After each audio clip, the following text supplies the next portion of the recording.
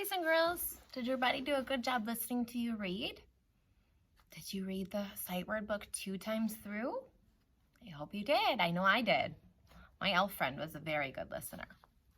Okay, now I want you to find 2 things from your packet. This should be probably some of the only things that are left in there because we've gotten through so much stuff this week.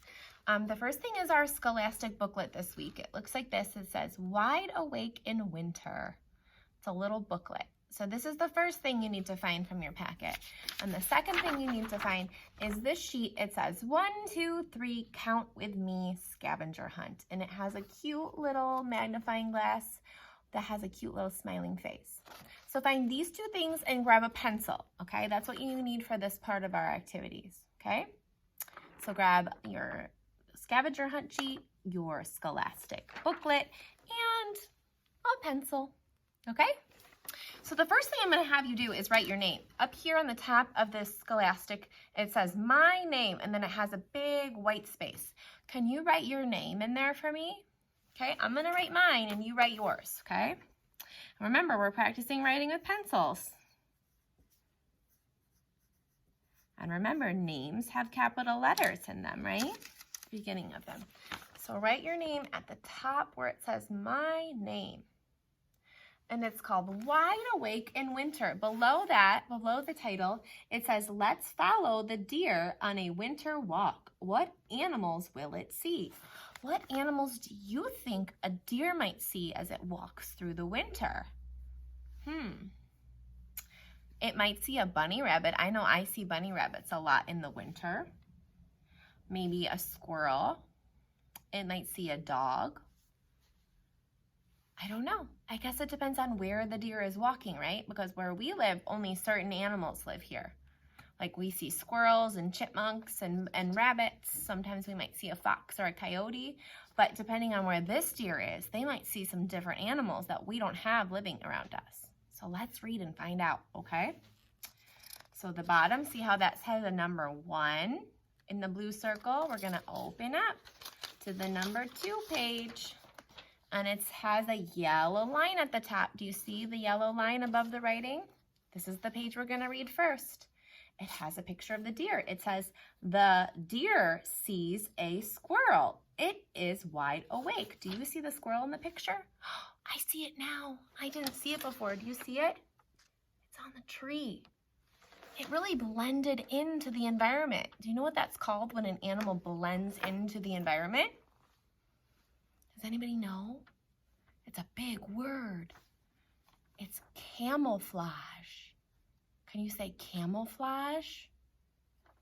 The squirrel was camouflaged into the tree. I couldn't see it at first. Okay, and that helps to keep them safe from the animals that are trying to eat it. All right, let's look at the number 3 page that has I guess it's a red line on the page. The deer sees a hare. It is wide awake. A hare is a type of rabbit. Okay, so I was right.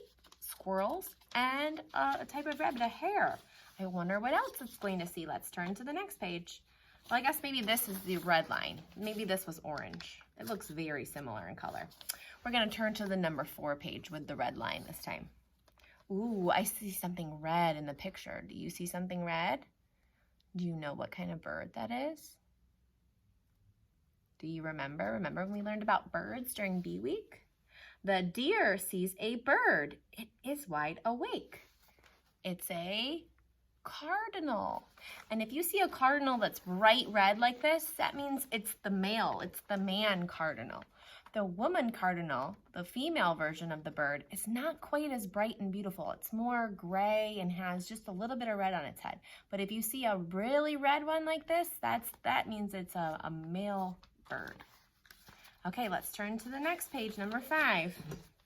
Now this looks like orange. I don't know, the colors all look very similar in here. It has the number 5 at the bottom. That's how you know you're on the right page with me. The deer sees a fox. It is wide awake. Have you ever seen a fox before? I've seen one running around my neighborhood. They are so fast. Have you ever seen a fox run? Oh, they run very fast, but they're very cute. Maybe someday you'll see one. We have a lot of foxes that live in this area. That's why it's called the Fox Valley. Okay. All right, next page. Page number 6. Okay, I can see that that's a pink line for sure. It says, the deer sees a mouse. Oh, a mouse. It is wide awake.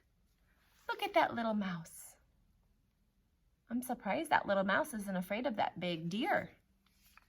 Okay, let's turn to the next page. Page number 7. This has a blue line. The deer sees a cave. What is inside the cave? What kinds of animals live in caves? I'm thinking of a bat. What else? Did you say bear? Let's turn the page and find out. What is it? Oh, the deer sees a bear. It is fast asleep. And it's sleeping because bears hibernate in the winter. That means that they stay inside their caves and they sleep and they stay inside for the whole winter. They don't go out in the snow. They stay inside where it's nice and warm. And then they wake up in the springtime and they come out.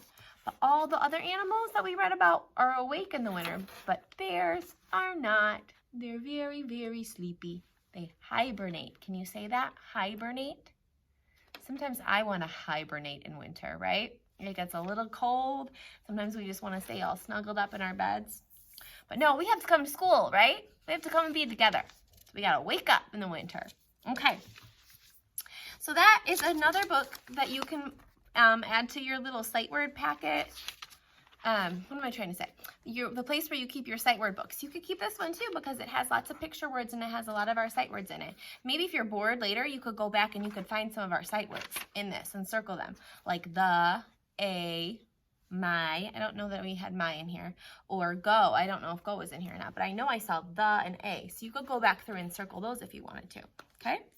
The next thing we're going to do is the scavenger hunt around your house. And a scavenger hunt is where you go and you have to find specific items, okay? And we did this before, like when we went for a nature walk one time and we found nature items. Remember when we walked around the school and the church and found different things like acorns and grass and flowers?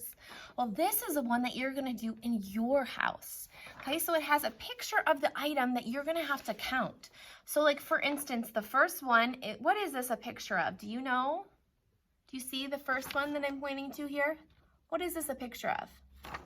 It's a door. So you're going to go around your house and you're going to count how many doors that you have in your house. Okay? And what you're going to do is when you find one, you're going to make a tally mark. Okay, a tally mark looks like this. So in my classroom where I am right now, there's only one door. So I'm going to make one line down. That's a tally mark, okay? That shows that there's one door in my house, okay? But if you had maybe 5 doors in your house, because you have bedrooms and you have doors to the outside, maybe you have 5 doors, then you're going to make 5 tally marks. And I'm going to show you how to do that. Ready? 1, 2, 3, 4, 5. When we have 5, we make 4 lines down and then a line across. That signals that it's 5. That's 5 tally marks, okay? And then you do again. If you had more than 5, you would just keep going making tally marks. And every time you get to that 5th tally mark, you make a line across, okay? So you can make tally marks, or if you know how to write your numbers really good, like some of you are number writing all-stars. You know how to write a number 5? Then you can just write the number 5, okay? Just like I did, okay? You can either make tallies or you can write the number, or you can do both if you want.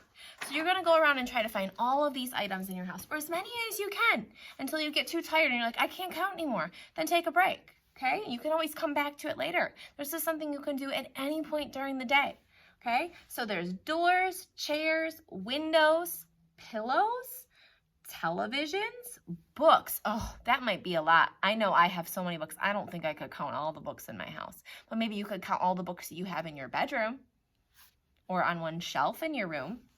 How many beds are in your house? How many computers are in your house? How many lamps are in your house? How many candles? Ooh, you might have a lot of candles because this time of year we usually put candles out, right? For our Advent wreath. stuffed animals, or bathtubs. So you're gonna go and you're gonna walk around your house and you're gonna count how many you can find, okay? And you're gonna make either tally marks or write the numbers, okay? So this is an activity that you can do a little bit right now and then come back to it later, maybe after you eat your lunch or after you take a nap or before, while mom's cooking dinner, you could walk around the first floor of your house and you could count the windows on the first floor of your house. Just whenever you have time today, you can go ahead and fill this out. If you want to go do it now, if you're on the mission, then go for it, okay? And I am going to go and start counting the things in our classroom to see how many that I can find. And then I will meet you back here in just a little bit so we can talk about what your homework is. We can talk about our saints of the week, and then we can wrap up for today. Okay? Does that sound good? All right, I'll see you in a little bit.